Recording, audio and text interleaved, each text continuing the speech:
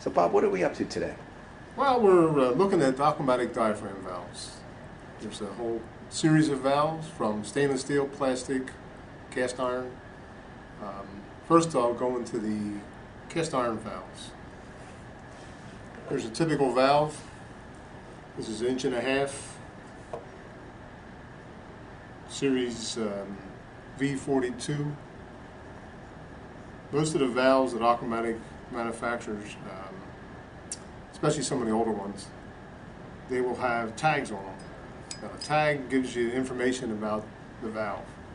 Newer valves will have identification, actual part number of the valve engraved in the valve.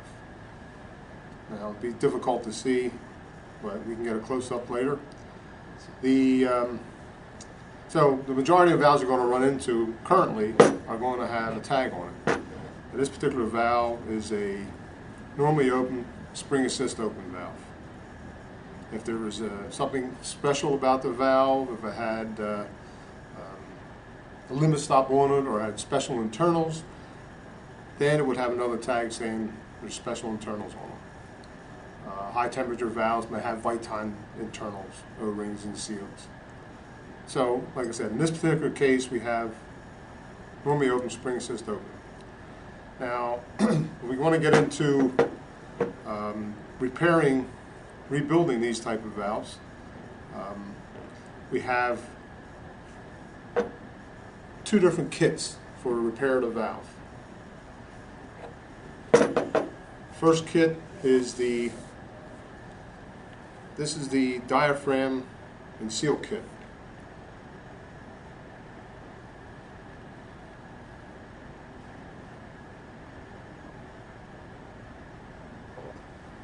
The diaphragm and seal kit consists of the diaphragm, O-rings, there's some special washers, they'll have lubricant with it, and they'll have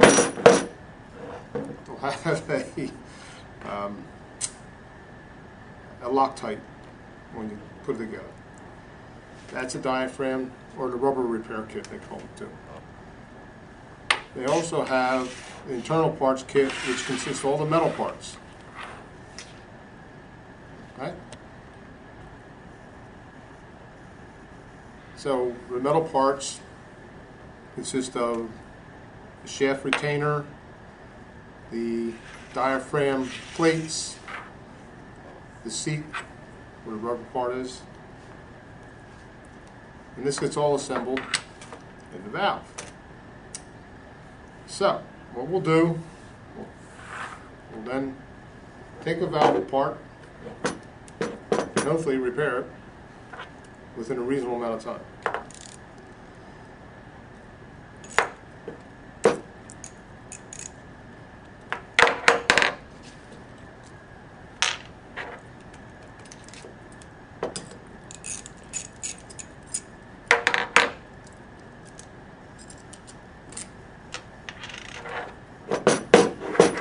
Are those valves as easy to disassemble as you're making it out, or is it because it's a new one? Well, probably because it's a new one, because they get kind of rusty. We're dealing with, these aren't stainless steel screws, these are probably galvanized screws or zinc coated screws. But because it's a new valve, obviously it's going to be a little easier. Let's take the cap off. Now we have the assembly that we have to take apart. Can this be done in line? Yes. Now what you're going to find, you can replace the diaphragm in line because you're not getting to the water side of the valve. This is just for the control part of the valve. If you have to replace, once you replace the internals, all the rest of the internals, you will have to shut the unit off, isolate the unit, possibly drain it down. If you're quick about it, when you're draining it down, some water may come out depending on the position of the valve in the system. So most of the time, once you get used to doing these repairs, and you can do them rather quickly, you can make the repair as long as the unit's not under pressure. You might get some water out, but it's not that much. Probably the most difficult part of taking this off is you need a screwdriver and a wrench, because you have a slotted stem like so. So you have to hold on to that slotted stem with a screwdriver, and then you can disconnect it.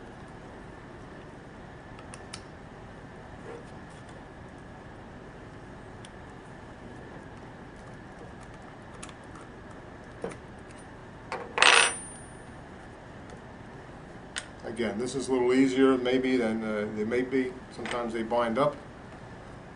Now we have the diaphragm off, we have the two plates off.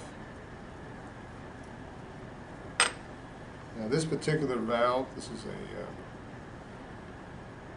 just a gasket. Again, this is a spring assist open valve.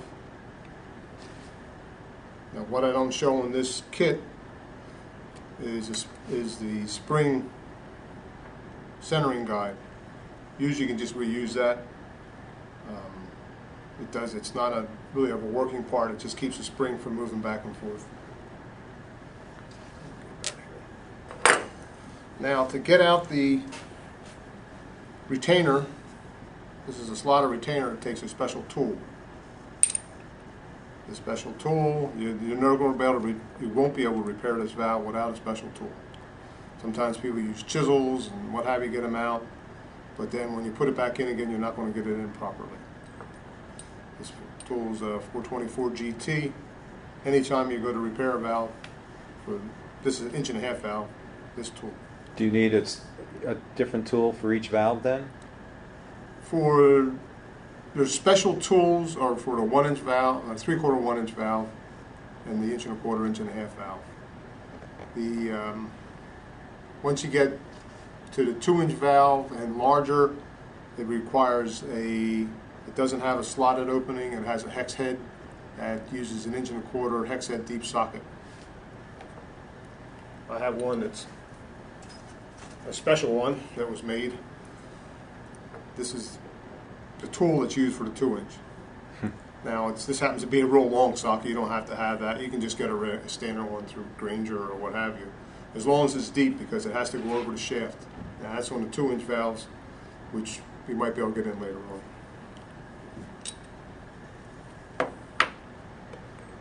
So your hardest part is getting this to turn. If the valve's been in service for a long time, the O-ring seizes up a little bit, they get hard. This particular one is a brand new valve, so it's fairly easy to get out.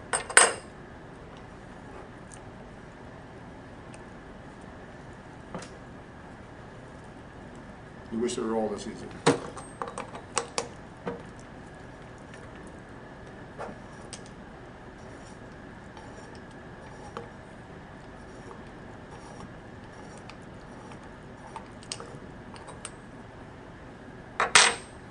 So the whole assembly then comes out. Now once you get the valve, once you get it out open, there's really no other movable parts in this valve. There's one other item that's in the valve, which you might be able to see is a brass seat in this particular valve. Some valves may come with stainless steel internal parts. This happens to be brass, which is a standard valve. Now, generally speaking, that brass seat doesn't get replaced. The many, many years that we've been doing this, I've yet to replace one of the seats. Usually if the seat gets that bad, the valve is in bad shape, you replace the valve. There's a special tool to get that seat out. It's very difficult to get it out because that's where all the corrosion takes place on the water side. So usually if you get to that point, I'd say just replace the valve.